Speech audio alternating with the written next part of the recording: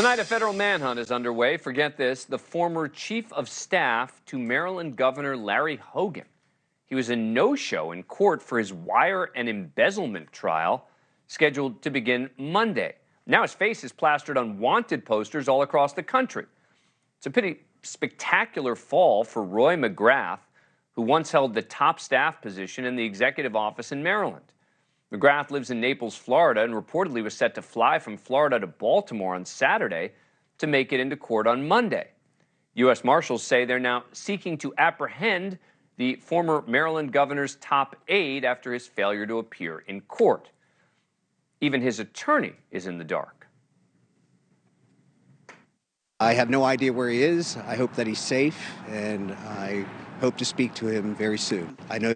And he says McGrath's wife is in the dark as well, but she's been in touch with federal authorities. McGrath's attorney told us the FBI executed a search warrant on his client's Florida house this morning.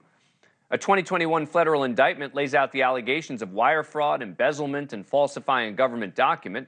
McGrath is facing up to 100 years in prison on the charges that he stole hundreds of thousands of dollars from the Maryland state government, most from an alleged scheme to get a hefty severance package he wasn't entitled to when he left the Maryland Environmental Services, or MES, to take a job with the governor.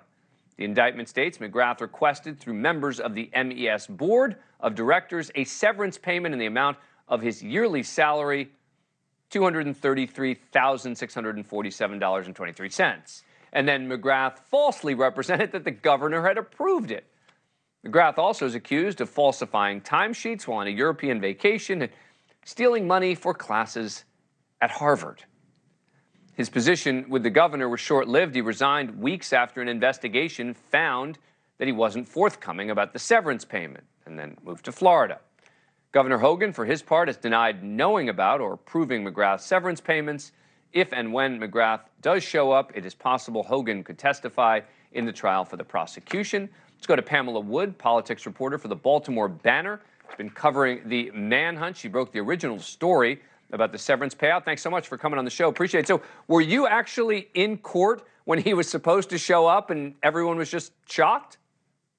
Yes, I was in U.S. District Court in downtown Baltimore on Monday morning, waiting for him, to show up. And he had an appointed court time of 9 o'clock for a hearing, and then jury selection was to follow. And 8:15, 8:30, 8:45, 9 o'clock. The time, came and went, and he wasn't there. When he was about half an hour late, it became sort of very concerning. By about 10 o'clock, when he was 1 hour late, the judge issued an arrest warrant for him. And shortly thereafter, she excused the potential jurors for the day.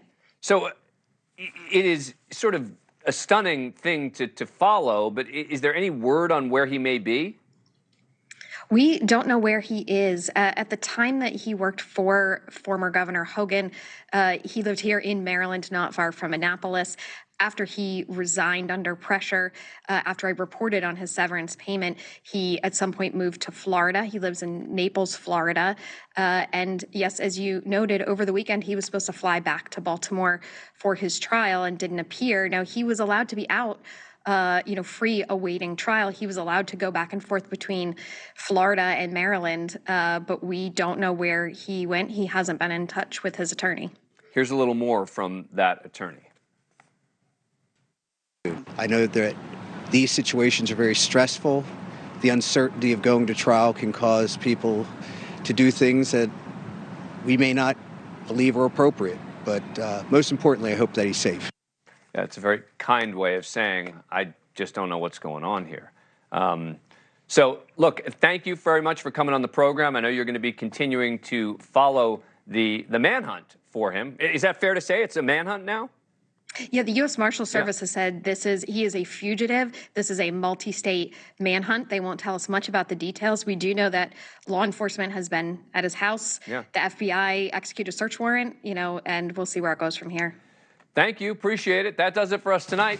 Banfield starts. Thank you for watching. Go to newsnationnow.com to find NewsNation on your cable provider. And don't forget to click the red subscribe button below to get more of NewsNation's fact-driven, unbiased coverage.